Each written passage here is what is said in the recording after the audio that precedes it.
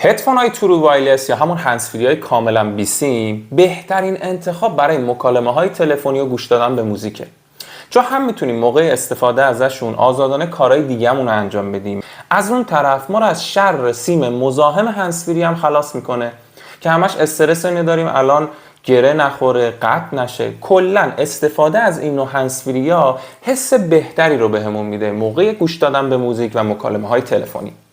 اما برای خرید این نوع هندزفری ها باید یه مبلغ قابل توجهی رو هزینه بکنیم، ولی من میخوام یه چند نمونه هندزفری بهتون معرفی بکنم که در عین داشتن کیفیت قیمت مناسبی دارن و زیر 1 میلیون تومان باید هزینه بکنیم. به ترتیب این لیستی رو که اینجا آماده کردم رو به همراه قیمت و ویژگی هاشون بهتون میگم.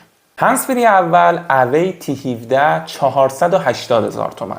طراحی شبیه ایرپادهای نسل 3، یعنی فرمش سیمی این ایر، یه ساق بیرون گوش قرار میگیره و سری سیلیکونی هم نداره. نسخه بلوتوثش 5 که نسخه بلوتوث خوبیه و ثبات و دوام اتصال خوبی با گوشتون داره.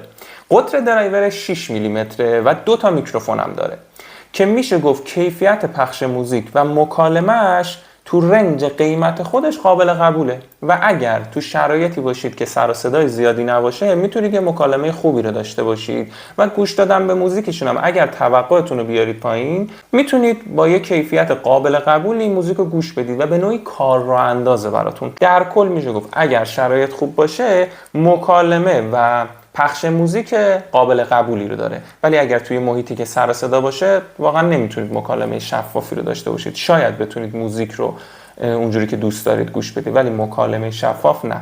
دوام شارژش 2.5 ساعته که دوام شارژ نسبتا کمیه، اما اگر بررسی بکنید که چه نوع استفاده میخواید ازشون بکنید شاید کاملا ایدئال باشه براتون.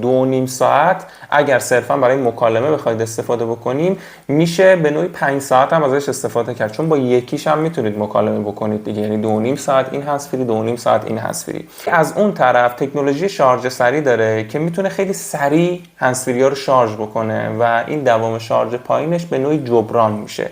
هدفون بعدی از برند هایلو X1 نو، قیمتش 498,000 تومانه.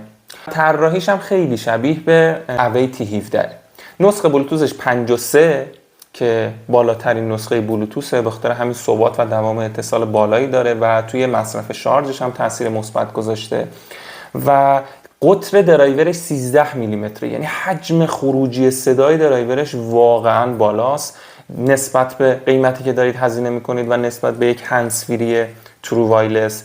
از اون طرف 2 تا میکروفونی هم که داره حذف نویز رو دارن. تکنولوژی های حذف نویز مثل ENC و ANC نه، ولی حذف نویز رو دارن و میتونن یه مکالمه شفاف رو براتون ایجاد بکنن.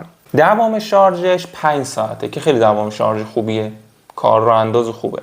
از اون طرف تکنولوژی لو لتنسی گیم رو داره که تأخیر صدای 600 ثانیه‌ای رو داره برای بازی‌های آنلاین اول شخص شوتر مثل کال آف دیوتی موبایل و پابجی موبایل که خیلی به کارتون میاد. در کل میشه گفت تو رنج قیمتش قابلیت‌های خوبی داره. 3 تای بعدی از برند QCY، هر 3 تا T13 شه، T13 T13X T13 ANC که یه ویدیو کامل در موردشون ساختم، هم تو کانال یوتیوب هست هم تو پیج اینستاگرام، میتونید برید ببینید و اونجا کامل بررسی شده که شباهت‌ها و تفاوت‌های این 3 تا هندزفری چیه. هر 3 تاشون تو رنج قیمت 600 تومنه. T13 649 تومن، T13X 605,000 تومن، T13 ANC 665,000 تومن. بیس ظاهریشون شبیه به هم دیگه است. کیس شارژشون به صورت عمودی باز میشه و با 3 سایز سری سیلیکونی هم درون گوشتون فیکس میشه و طراحیشون هم ساقه داره، سیمی این ایره. و از نظر ظاهر تفاوتشون اینجوریه که T13 شفافه یا براقه به نوعی، T13 ANC ماته، T13X ترکیبی از مات و براقه.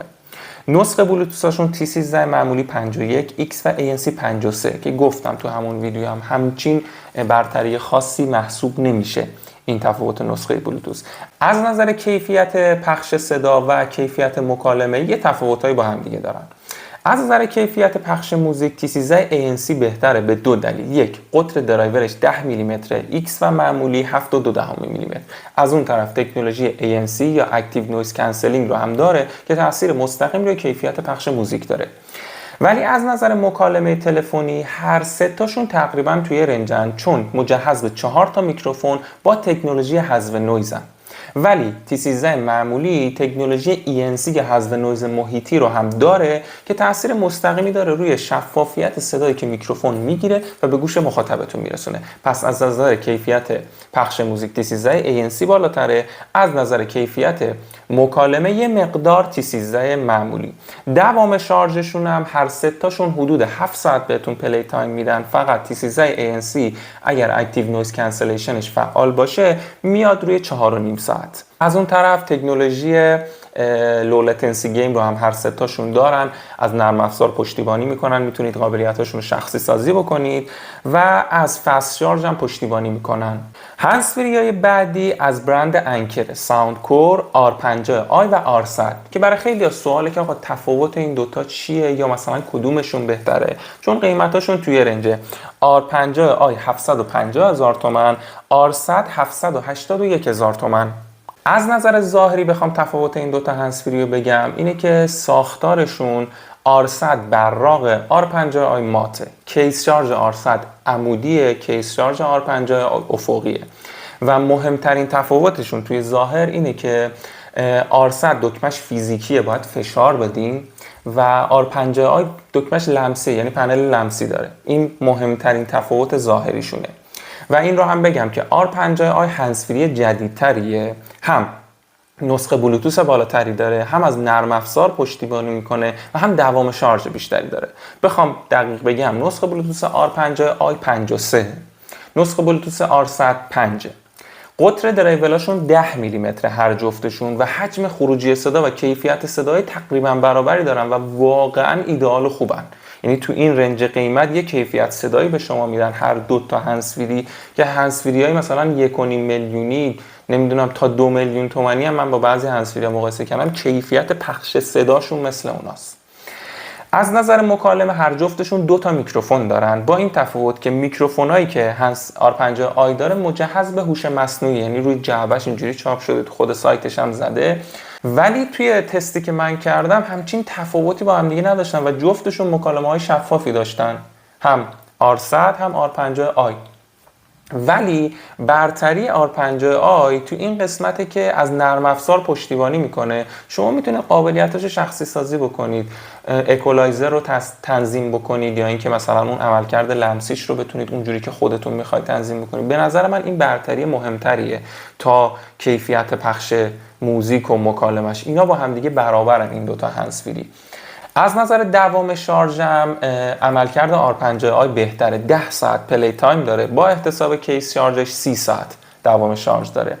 R100 هم دقیقاً اونجوری که روی جعبه های هندزفریاش نوشته، نسخه مشکی رنگش 8 ساعت دوام شارژ داره پلی تایم و با احتساب کیس شارژ 28 ساعت. نسخه سفید رنگش 6.5 ساعت پلی تایم داره و از اون طرف با احتساب کیس شارژ 25 ساعته. تفاوت دیگه ای که مشکی و سفید R100 دارن اینجوریه که نسخه سفیدش بیس آپ داره، نسخه مشکیش میکروفوناش مجهز به حذف نویزن. واقعا نمیدونم فاز انکر چی بوده تو تولید این هندزفری که تو 2 تا رنگ قابلیت ها رو متفاوت گذاشته و روی جعبه هاشون هم دقیق این موارد چاپ شده. هر جفتشون هم R100 هم R50i هم از تکنولوژی شارژ سریع پشتیبانی میکنن. این هندزفری هایی که بهتون معرفی کردم تعدادی از هدفون های ترو وایرلس زیر 1 میلیون تومان موجود در سایت فرتاک مارکته. برای دیدن نمونه های دیگه شون میتونید به سایت فرتاک مارکت مراجعه بکنید یا زیر همین ویدیو کامنت بذارید تا لینکش رو براتون ارسال بکنیم. خیلی ممنون که تا انتهای ویدیو همراهمون بودید. اگر از سبک این ویدیو خوشتون اومد ما رو توی یوتیوب و اینستاگرام دنبال بکنید.